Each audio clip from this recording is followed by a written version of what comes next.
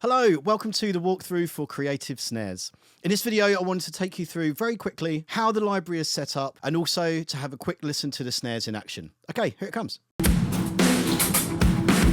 Okay, let's get set up. Now, I won't take you through how to use Trigger 2 at the moment because I'm going to presume you already know how to use it, but I have done a video in case you need any help with that. So first up, just copy the entire Creative Snares folder over to your Slate library and it should appear there and it should be good to go. You've got 4 different snare drums to choose from. These are the TCIs. And at the bottom, we've got the one-shots as well, which I'll get onto in a moment. But we'll start with the TCIs first up. For each one, you're going to have a TCI for each mic channel. That's 7 in total. And also included are some presets to get you started. So you can either just bring in the TCIs one by one or double-click one of these presets and it will automatically populate. So I've loaded up the Brady Jarrah dampened. So here they are ready to go. Now, although I click the dampened articulation, you can still access all the articulations from any of the TCIs and any of the presets. So even in this one, if you just do the drop down over here, you can change everything over to undampened, and now that will be playing back the undampened versions of that drum. Now you also have side stick here, which you can do on every drum as well. Now the only difference between this and the other articulations is side stick isn't multi-sampled. Yes, it has about 4 round robins in there, so it's not just a one shot, but it's not multi-velocity like the other ones. This side stick is more of a little bonus, really. So sounds something like this. Sounds like a side stick. Now going back to the presets, all they're doing is basically bringing everything in and setting all the channels at levels where I envisage them being. But of course, once they're in, you can adjust all the levels according to taste. There are no restrictions here. All of the drums, as mentioned before, are multi-sampled and multi-velocity. Specifically, there are 8 velocity layers and 9 round robins. And what that essentially means is these TCIs are very natural sounding. And you've got samples all the way from the softest ghost notes all the way up to the hardest hits. Which brings me on to my next point, the rim shots. For anyone not familiar with what a rim shot is, it's basically when the drummer hits the head of the snare and a rim shot at the same time. It offers a much more aggressive sound, it gives them that much more crack, but it does change the tonal quality of it a little bit. This can be fantastic, but it might be something that you don't need in your mix. So what I've done is I've left the rim shots to occupy the top of the velocity MIDI range. Specifically, they live between 125 and 127. So if you don't want to hear the rim shots played back in the TCI, then all you need to do is go into view curves and adjust your range maximum down to 124. It will be defaulted at 127, but adjust that to 124 and then you won't hear them in the sound. Let's just hear what they sound like so you get an idea of what I mean. I'm just going to smash the volume up so you're getting all of the hardest hits, and these will be the rim shots. See, they've got quite an intense crack to them. But now if we adjust the range to 124, you're not going to get those rim shots anymore. Still playing back the hard hits, just without that extra crack. Next up, let's have a quick look at the mic channels. So you've got 7 channels to choose from here. 3 direct mics, 1 overhead, and then 3 rooms. The top is, as expected, sounds like a snare top. Next one is the bottom mic. It's a snare bottom. And then the third one of the direct is the side mic, which is by the side of the shell. This one is a little bit more processed. It's got a little bit more compression in it and does add a little bit more crack to the sound. When you put them together, it really does build a picture of the snare drum. So I'll show you that on its own and then I'll bring it in with the other mics.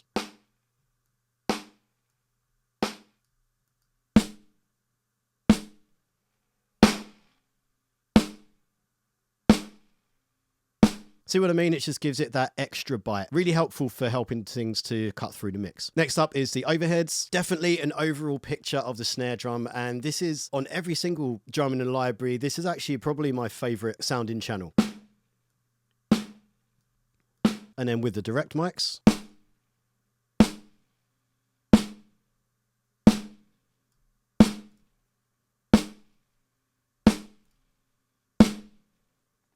It's also worth noting that the overhead channel is a stereo channel, whereas the direct mics, they're all mono. Useful in case you're bouncing those out individually. Lastly, we've got 3 rooms in there. We've got a near room, a far room, and last but by no means least, the stairwell mic, which is really quite cool. And if you put them together, it really does add some space to the sound.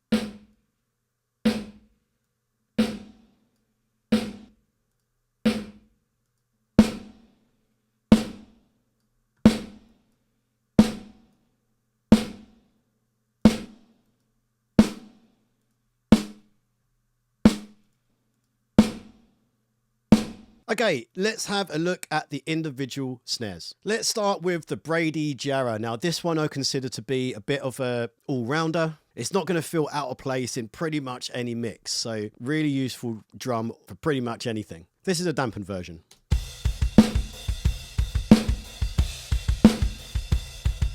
Just a solid sounding drum that. Moving on to the undampened version. This has that much more ring to it, which won't work for everything, but it really does give it a little bit more vibe. So I'd highly recommend trying this in a context of a mix, because you'll be surprised how much ring just vanishes when everything else is playing.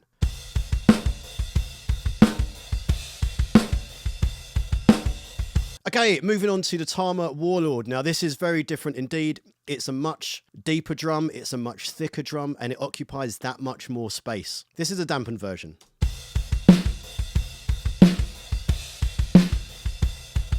It's got a lot of girth, that drum. And here comes the undampened version. Again, more ring to it, but such a fantastic tone.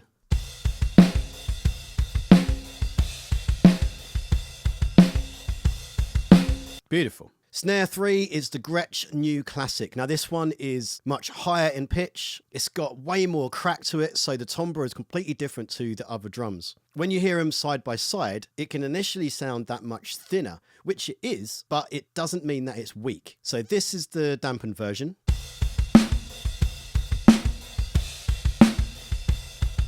See, it sounds great as it is, but what I have found is if you just add a little bit of low end, in this case I'm using a Pultec, just a little bit more low end, it can just give it a little bit more beef and helps to balance out the drum a bit more.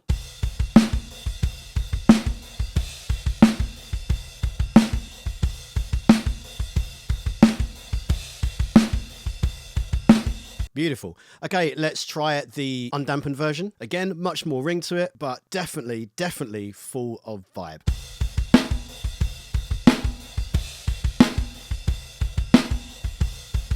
And last, but by no means least, the Tama Starphonic. This one is intentionally dry. We really dried it out, both on the drum itself and also with the sound of the room. We brought the baffles in, so it really wasn't exciting the room at all. When you load up the preset, it will have all of the room mics down, but they are there, of course, because I still recorded them, because they might be of use. It's entirely up to you how you use it. Let's just have a quick listen to that as it stands without the room mics. It's that much drier and is right up front as well.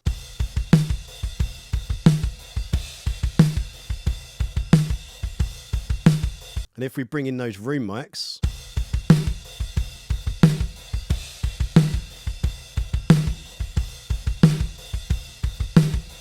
that is a thick, really kind of douchey sounding drum. I'm a big fan of this. Now, you can use it just on its own if you like, but it can also really work to help thicken up a somewhat thinner snare. So for example, if we just have a little listen to this snare that I've got already, this was the original one that was in the kit. Sounds good, but it's quite thin.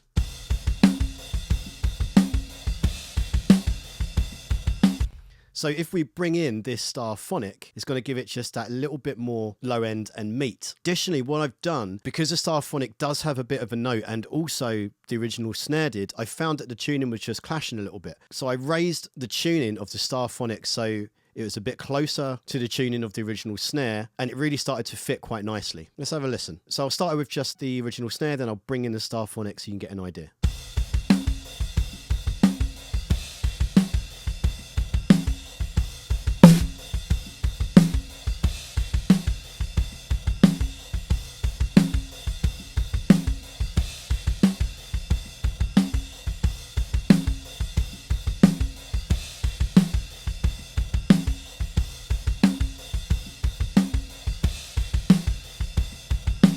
See how that started to just blend in with it, and it didn't sound like it was multiple snares. It just started to sound like the original snare had a little bit more weight. But again, it's up to you how you use these snares. The clue's in the title. It's down to you to be creative. Lastly, as mentioned before, I have included a bunch of one-shots as well, and there are multiple options for each drum. There are soft, medium and hard hits, and also the all-important rim shot as well. And it's not just the combined mics we've got combined, as well as just the direct mics or the rooms on their own. Now, the difference with these are, of course, they're not multi-sampled because it's just one sample, but they're not quite as natural as the original TCIs are. These are much more hyped, designed to really smack in your mix. So this is a Tama Warlord combined version. It's basically just processed and slamming.